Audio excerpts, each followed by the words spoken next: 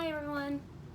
Let's do today's Tooth Talk Thursday on a very basic but very important topic that affects us all in our day-to-day lives, or hopefully it does affect us all in our day-to-day lives, which is toothbrushing, and a question that goes hand in hand with that I get all the time, which is, what is the best toothpaste for my child? And of course, best is somewhat subjective, but what I'll do today is I will actually show you all the different products that we have in our home, so what we use in the Ball household, and just kind of review why I made the choices that I made and what you want to look out for. And then most importantly, I really want to clear up a common misconception regarding the use of fluoride toothpaste, especially as it pertains to its use in young children. So for those of you who don't know me, my name is Dr. Bana Ball. I am a board-certified pediatric dentist and the founder of Shady Grove Pediatric Dentistry in Rockville. So let's jump right in. So what is the common misconception that I was referring to? The common misconception is that fluoride toothpaste should be avoided in young children until they are able to spit the toothpaste out. That is plainly incorrect.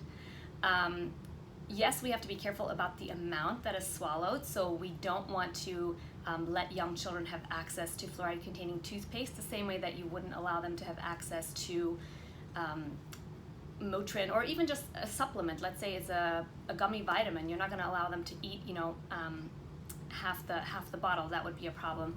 And the same goes for toothpaste. However, the fluoride in toothpaste is essentially the one and only efficacious ingredient when it comes to reducing the risk of cavities.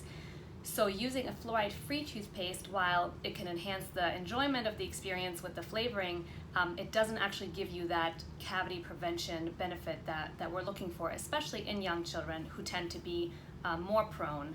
And the spitting thing, a lot of kids don't master that until they're maybe 4 or even 5. So you do not want to wait until they can spit. I will show you the right amount so that you're not using excessive amounts over and over. But I also want to talk about the warning, because this is what I think scares parents. They see this, and every single tube of toothpaste has this. So I have so many toothpaste sitting in front of me, and we'll look at some of these. But every single one says this: keep out of reach of children under 6 years of age. Okay, we talked about that. That's fine. You don't want them to just have free reign of toothpaste. But here's the thing. If more than used for brushing is accidentally swallowed, get medical help or contact poison control right away. Okay, that's very alarming, right? So it makes you think that if they have a big blob that they swallow, that somehow something terrible is going to happen. And it won't. And I've actually called poison control about this several different times at once this morning, as a matter of fact, just to talk to a few different people who answer, and sometimes it's a toxicologist. And what they say over and over too is they're somewhat dismissive about it, to be honest, in the sense that you would really pretty much have to eat the entire tube of toothpaste. And I did the math later myself. I looked at what's the volume of toothpaste and what's the percentage, and based on the toxic dose of how many milligrams per kilogram of the child's weight. Anyway, I don't want to get too carried away with that, but essentially it would be very, very hard to have any kind of amount that would be truly dangerous. However, if your child has, let's say you forgot and the tube of toothpaste was there, and your 3-year-old, you see them and they've been sucking on the tube or what have you, do give them something calcium containing right away to bind that extra fluoride. So that can be something as simple as just a cup of milk, or if they have a milk protein allergy and you can't do milk products, you could even give them Tums or just something calcium containing is the idea, and just watch them. Most likely, if they had an excessive amount, they would actually puke right away, and it would get out of their system that way. So that was something really important I wanted to mention about this morning. So then, in terms of ingredients to look for, as I mentioned, the most important one is the fluoride in terms of efficacy. So sodium fluoride tends to be the most common one, and this is one of the products we're currently using for my kids at home. My kids are almost 7 and 2.5, and both of them love this one. When my older one was little, my primary go-to was the Silly Strawberry that Tom's of Maine has, and that's still a really good one. They also have a mango flavor. So those products are really good. I currently am not using it, no special reason, but once I discovered this Burt's Bees and that was good, that's just been our go-to now. One thing you want to be careful about, and I have both versions here, you see how they look almost identical, and the difference is right here it says fluoride and right here it says fluoride free, so make sure you grab the right one. Now why do I have a fluoride free? Sometimes kids really enjoy toothpaste, right? And when you do the small amount, and then sometimes kids too, they insist on, I want to do it all by myself, right? So let's say you do 2 rounds of brushing, right? Mommy or daddy does one, and then little Susie does one. You know, let little Susie do her round with the fluoride free, you do your round with the fluoride one. If you want to have both on hand, you know, you can. Or if they ask for more after they've done some brushing and they want more toothpaste, then you want to use the fluoride free, because again, too much of a good thing can be not such a good thing. So what is the right amount? I'm going to actually show you with, this is a Kid's Crest. This is blue, so it'll be easier for you to see. For really young kids, I like this Oral-B baby brush because the bristles are a lot shorter, and but the amount is so minuscule that, you know, once I squeeze, it's already too much. So I squeeze, I kind of let go, and then just the little tip, the smear that comes out, that's plenty. You see how there's no height to it even? You don't see, you don't really see the toothpaste other than that you see the blue color. So that's all it takes. And you will let them swallow. As a matter of fact, I always encourage brushing young children's teeth with them lying down, because you have more control, because their head's not moving in every direction. And then, meaning you don't even have to do it in the bathroom. As a matter of fact, it's easier if they're lying down on, you know, a carpeted floor, or even on a bed or somewhere that's kind of soft, and you have control if they're lying down, and you can see better and you can brush more effectively.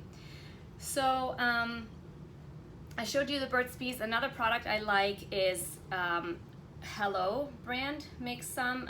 The one that we currently have is called Unicorn Sparkle. It's a bubblegum flavor, and what I like about all these products is that these are free of artificial sweeteners, dyes, artificial flavors, preservatives, and these actually also, so that goes for both of these.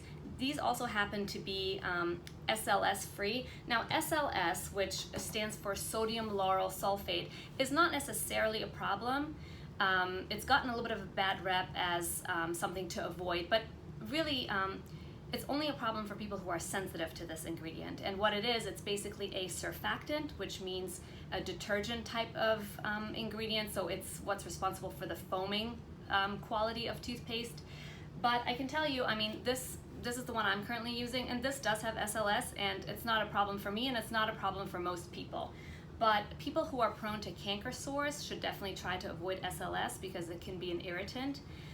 So if you are one of those people, or if your child is prone to getting canker sores, do look at that in the toothpaste and see if that's one of the ingredients. And if it is, choose an SLS free toothpaste and make that your go-to one, and see if over the next, you know, several weeks or months, if you notice a difference and an improvement. And if you don't, then it's worth investigating what else may be contributing to their propensity for canker sores. And a lot of products now are really kind of touting this whole SLS free thing. Here's another one that I tried at some point. I was curious about this one. This is also a fluoride-containing toothpaste, which is the only kind we use in our house. But you know, you can see no SLS exclamation point, as if it's, you know, super important. But again, it's not a bad ingredient. It's not a problem unless there's a sensitivity. If your child or you yourself are prone to getting staining, obviously in adults the staining can be from coffee or red wine or all kinds of things. Tomato sauce actually is another one. Berries.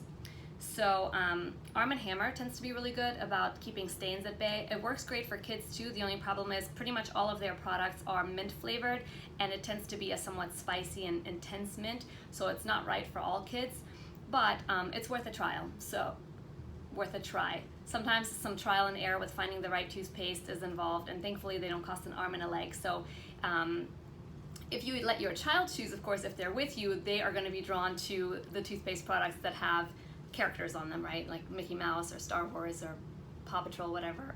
But And there's nothing wrong with those products, by the way. They tend to not always be the more natural ones, in the sense that they do tend to contain dyes, and sometimes they do have artificial sweeteners or certain things. So if you care about those types of ingredients, probably don't take them toothpaste shopping with you.